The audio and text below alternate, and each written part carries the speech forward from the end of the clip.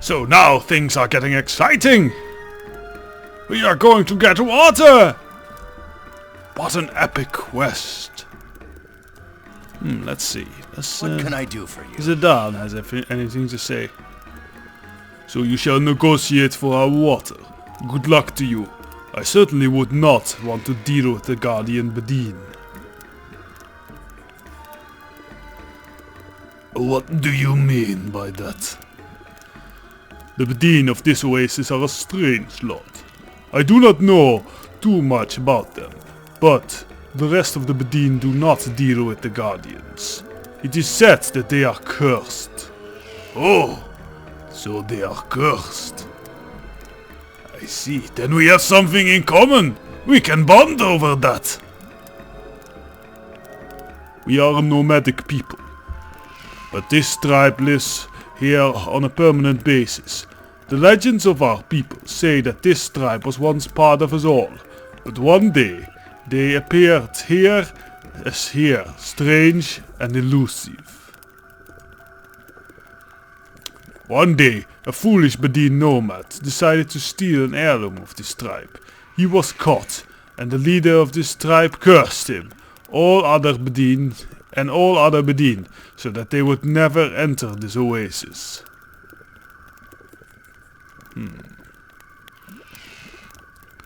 What happens when you try to enter the oasis? Do the dead rise or something? We find ourselves getting more and more nauseous the closer we get. Right now, I can feel the effects only slightly. Were I to get closer, I would start to feel a cramping in the bowels. Aha. Do you sure that's not Deacon's cooking? It is a common effect of my cooking. There we go. It is hard to fight an enemy while your body is trying to excrete waste out of every opening. Ew. An effective curse, you might say. Why would they curse all other Bedine? The artifact was very powerful, they said. It had a specific purpose, one that the Bedine could not fulfill. Though they never told us what it was, we do not communicate with them anymore.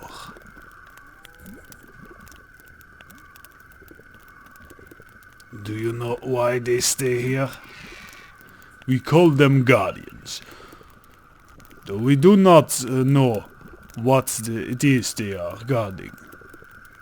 You could ask them, but I would do so in a polite way. Goodbye. Be wary, these are strange people. Yes, strange people. And you complaining about your bowels. So, let's go in for adventure. Cursed people.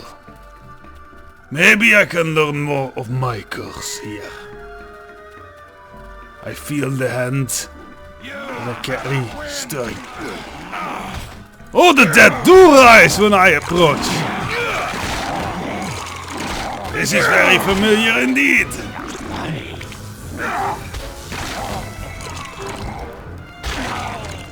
Hey, let me, I want to kill. See, here's mine. Aline ibn Musud. Greetings to you, stranger. You have come to the oasis of the Green Palm in a time of great danger. I am afraid there's nothing here for you or others than death and the curse of undeath. Sorry about that.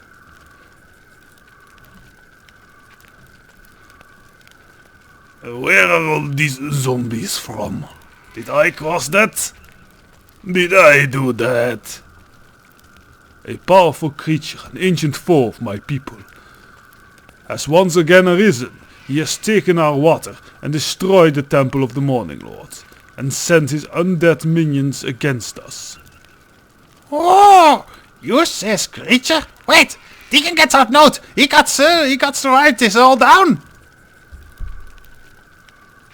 His minions drag the corpses of my people down into the tomb, where he brings them back to life. and sends them to fight against us. Our numbers dwindle as his grow, and without water to sustain us, we shall soon fall. Oh, so you do not have water.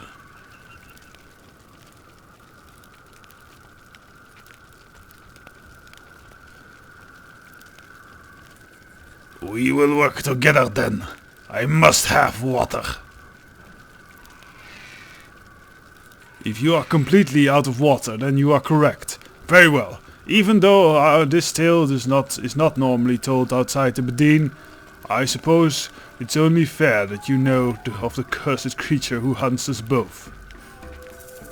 His name is Calgaras. The legend passed down from my father to son for ages in our tribe tell us that Calgaras hails from an age long past. In the time of the Netheril Empire, he was an evil necromancer, a disciple of the god Jurgle. Jurgle, interesting. Tell me about Jurgle. In the time of Neverwinter, Jurgle was a powerful god of evil and darkness. It is said that his power has diminished in this age, if he even exists at all, though Calgras remains as powerful as ever. As an addendum, yes, Jurgle actually still remains, and it's actually a rather interesting tale. How he kind of got tired of being the supreme lord of evil and everything. And then one day the Death Three, a set of mortals named Baal, Bane and Merkel, came to him, and he was basically, sure, take my power. You three get to divide my power, and I'm just going to be the clerk around here from now on. Because it's less boring than being supreme overlord, which is it's a very weird tale, but very cool. It is said Calgras used the powers offered to him by Jurgle and attempted to gain rulership of the empire itself, and that is how he became what he is now. Why are you fighting? I wanna fight. And did he rule the empire? He tried, though he ultimately did not succeed. There are many who sought to rule the empire in that age, and Calgras had many rivals of power that paralleled his own. Because he lacked the power to defeat his rivals in life, Calgras sought the powers through death, so that he might find a way to become the supreme Netherese ruler among the Netherese. Oh, sounds like bad news. Old Master once tells Deacon's story about a dragon that do that. Old Master say he looked terrible without skin. What a strange tale, Deacon. You'd think be interested. I think people are dying over there. Yes, but we need to talk. The horror of undead goes far beyond their appearance, little one. Calgaras became a creature of undeath, gaining the abilities of the supernatural, plus retraining all of his powers he held in life. He did not, however, anticipate the reaction of his rivals to his change. Please, there must be great power beyond death. Many have thought so. There are wizards today who seek lichdom, after all. But it is a foolishness to believe that such evil will not be countered by good, and the world always seeks balance. As a part of Calgras' change into evil and that form, his own soul had to be trapped within a rod that he kept close at hand. For this rod could be used against him. Calgras' rivals discovered this fact and had the rod stolen. They performed a great binding ritual upon that, which drove Calgras deep into the earth and imprisoned him there. Why not just destroy him by cutting off his head and then eating him? Eating the dead? That's disgusting. Yeah, well, sometimes you need to do disgusting things to get victory. Oh, excuse me, I'll need to fix that.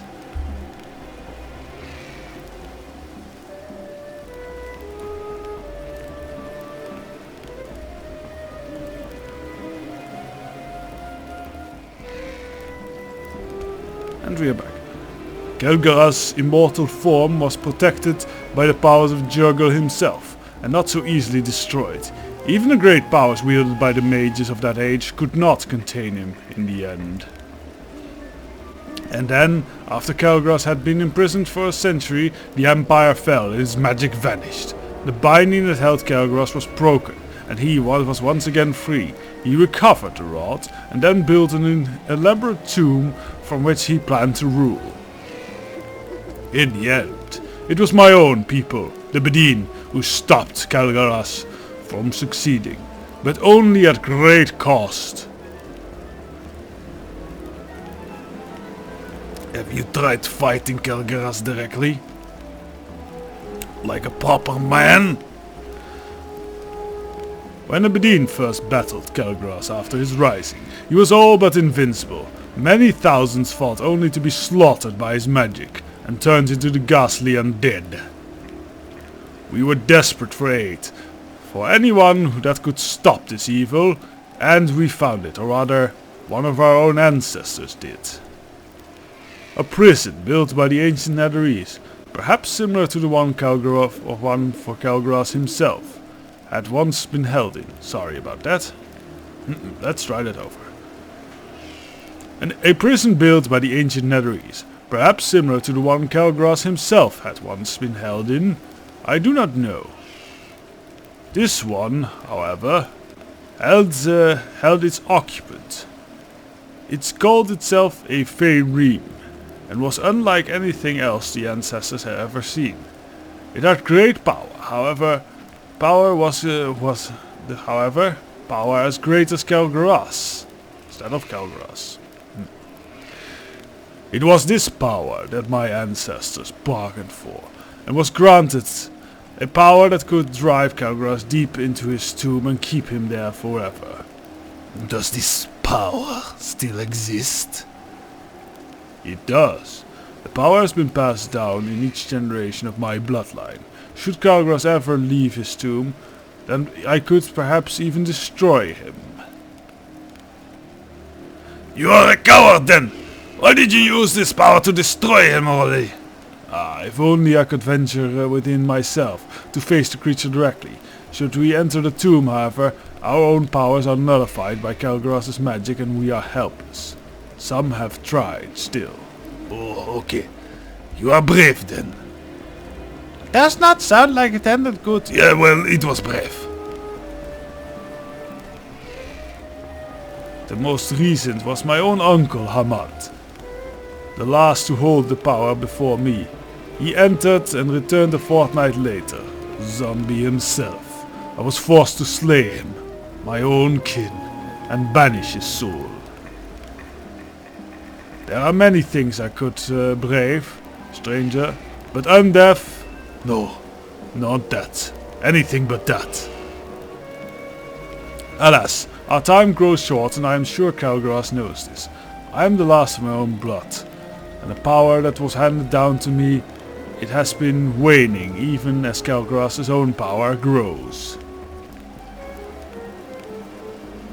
Why this shift in power?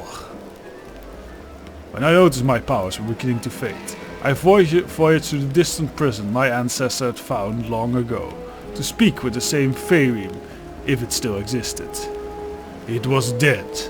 How it was killed I never found out, but I can only assume that its death caused its power within me to fade, and at the same time allowed Kel'Garaz's to increase. There was no sign of who killed it. I assumed that with the creature's death, my powers will fade until I am normal. You look pretty normal to me already. Thank you? Yes.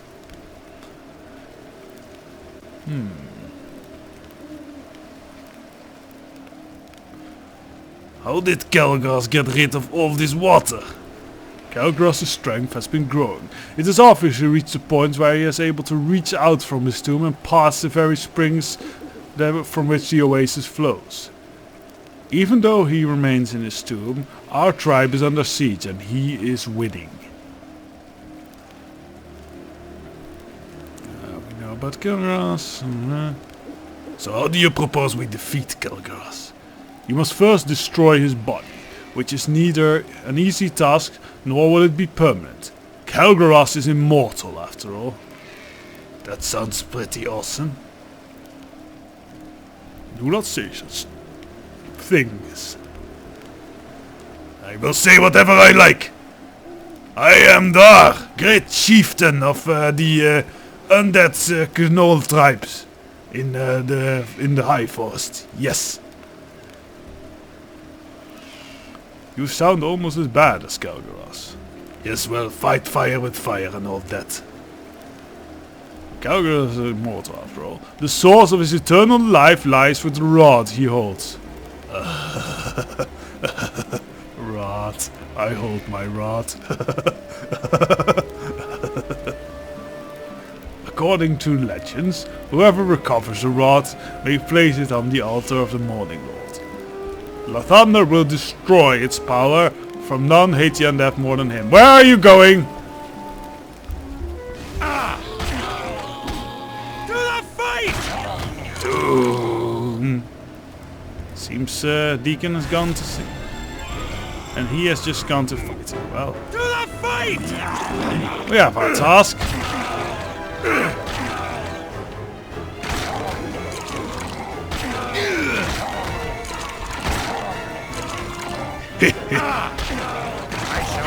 This is quite fun. They are easy to cut down. I like it more than stingers. Excuse me. Excuse me. My greetings. See you returned, Wanderer. Yes, well, you run off.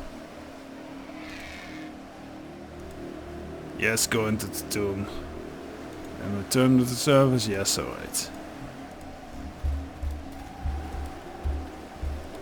So, we need to go and get Kelgaras's rod.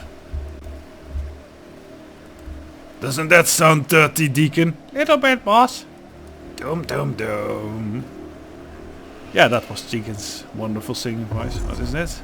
The Catacombs of Al-Rashid.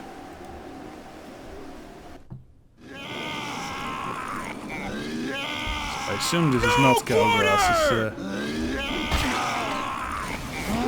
No, it isn't. Zombie smacking time!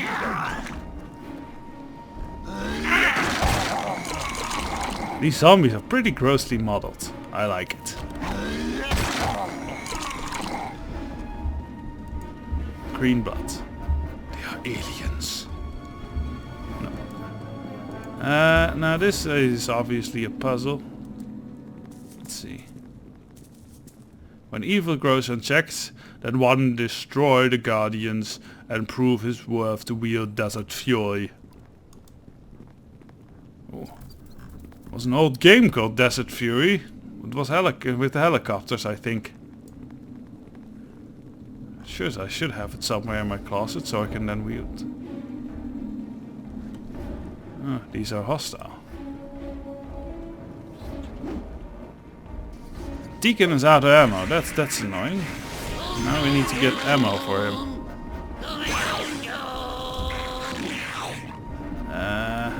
Deacon.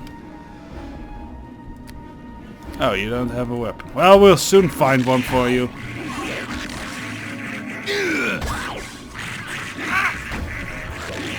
Ha! These things are so easy. Gargoyles, I think. Gargoyles are vicious predators that enjoy torturing weaker creatures. Well, we are not that. Their ability to perch indefinitely without moving causes adventurers to frequently mistake them for statues. And their stony skin, probably.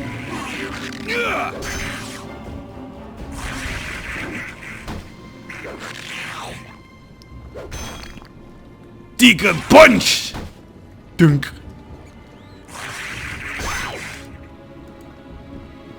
Thankfully, Deacon is very damage resistant at this point. I really hope we can get him to train in some rogue skills soon.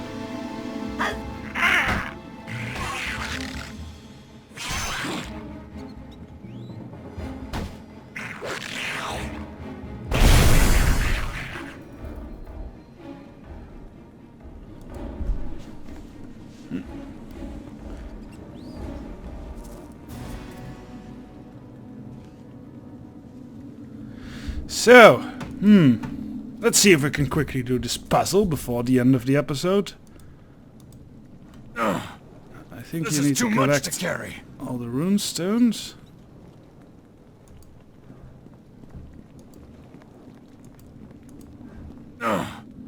This is too much to carry. And you see that there's a cross here, so you obviously need to place them in a cross. This is too much to carry.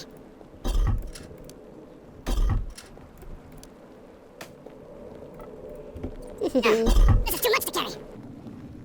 It's annoying that these things are so heavy. This is too much to carry. Yes, yes. Lazy bones. I think that there are just that there are not enough for each place. This is too much to carry. We're going to do this cleverly. And leave this square open so I can stand on that. Yeah, there's exactly one. Not enough. This is too much to carry. So replace that. Over in the center here. Ta-da! This is a very clever way of doing a puzzle, even if it's simple. And it's open. And we have Desert Fury, which is a received weapon. 1d8 versus undeath, and otherwise a +1 from flail. I think we might actually give that to Deacon if he can use it.